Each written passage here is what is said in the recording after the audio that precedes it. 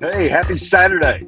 The Scott Hamilton Show on the road. You know, you got to get them in when you can get them in. I got a lot going on today, and it's college football all day, but you get it all done when you got to get it done. Hey, don't forget to download the mobile app. It's good for Android, good for iPhone. Check us out on fanstreamsports.com.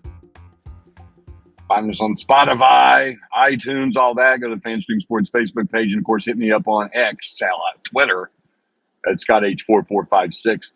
Trying to really digest everything that happened in Boulder last night. Colorado blowing that, was it a 28-point halftime lead, something 29? You get my point. I don't have it right in front of me. I'm driving. And going to 4-3. To Stanford, lost to Stanford. Stanford not good, bruh. But the most damning thing about it is that was probably the loss that will keep Colorado out of going to a bowl game. You look at the rest of the schedule. They've already got Oregon out of the way. Took a loss to Oregon. They do not have to play Washington, which plays Oregon today, by the way. That's woo. But they still have Washington State. They have UCLA coming up. They've got Utah. Arizona's out there. And of course, they can upset any of these teams. We saw how they played second half against Oregon. But still, this one, you got to get those 6 wins to get in, unless it's a wacky year where there aren't enough bowl-eligible teams. We saw that a couple of years ago. And you start going to academics and this, that, and the other. But you don't want to rely on that, man. You want to punch your own ticket because that's rare when that happens. That one's going to sting. I mean, even if they don't go to a bowl game, they being Colorado, still marked improvement from last year. But man, what a story. I mean, a great story, but what an amazing story it becomes if they go to a bowl game. If they're bowl eligible, they go to a bowl game and it goes on into bowl season. A lot to unpack from that game, and I'm still going to have to try to form some more nuanced thoughts regarding it. But thinking about today, and I mentioned Colorado, I mentioned Washington, I mentioned Oregon. Holy cow, I cannot wait. 3:30 Eastern time kickoff on ABC. This is a huge game, and I might throw this out there, and I hope we're not getting too dizzy here as we drive. I'm going to throw this out there. This is definitely the biggest game in the Pac-12 since when? I'm trying to do it, and I need to reach out to maybe a John Canzaro or a John Wilner, esteemed journalist out on the left coast, and ask them, when's the last time there was a game that had so much at stake, but also so many wonderful subplots. You got 2 highly ranked teams trying to become the first Pac-12 team to go to the playoff since 2016. You got it the last year of the Pac-12. That in and of itself is an incredible story. You've got 2 Heisman Trophy candidate quarterbacks. Transfers, by the way. Both of them transfers. It's just, there's so much to it. Coaches who are just still getting their feet underneath them. Just so much to it, and also 2 schools that'll be going handcuffed together to the Big 12 or Big 10 next year. You could say 2 schools that their exit led to the destruction of the Conference of Champions, the Pac-12. So much to this, and I'm beside myself. The thing is, though, there are actually other good games today, and there are other good games at 3:30, but man, this is the big one. Now tonight, and we're staying in the vein of the Pac-12, tonight we have the rivalry game, Notre Dame, Southern Cal, which, man, how much would this game mean if Notre Dame had not lost at Louisville? Forget the Ohio State loss. That butt kicking in Louisville, Kentucky last week, man. And I'll say it again because I really thought Louisville, or Notre Dame rather, was the most complete team in the country, even with one loss, that being to Ohio State. But how much more would this game matter with the Trojans at Notre Dame won?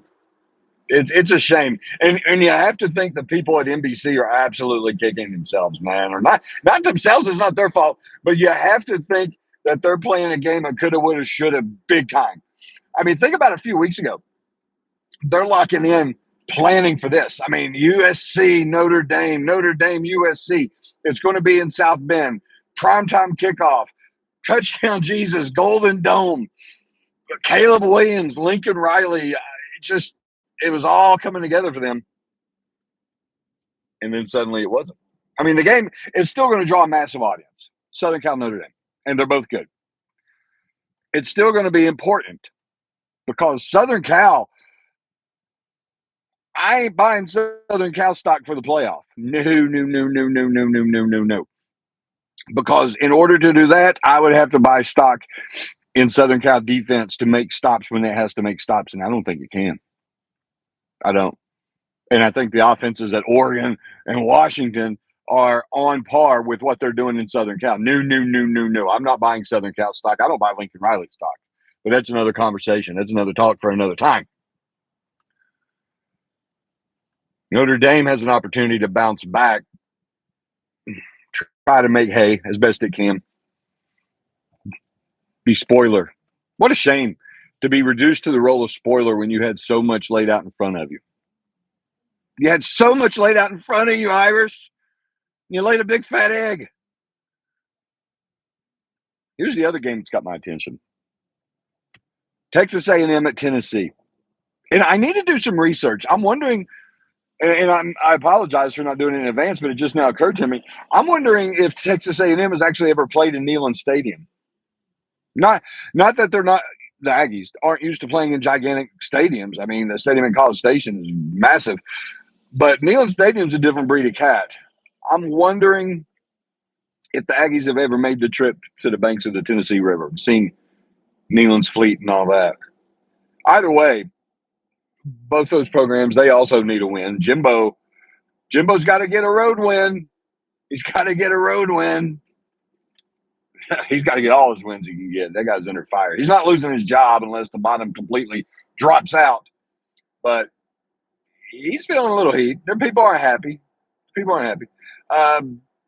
Josh Heupel at Tennessee, he's got to get a win against quality opponent to prove that last year wasn't lightning in a bottle, to prove that last year wasn't by virtue of having a generational quarterback in Hendon Hooker. And make no mistake about it, he was special. This will go a long way towards cementing his place. If not in the hierarchy of SEC coaches, then at least with his own fan base.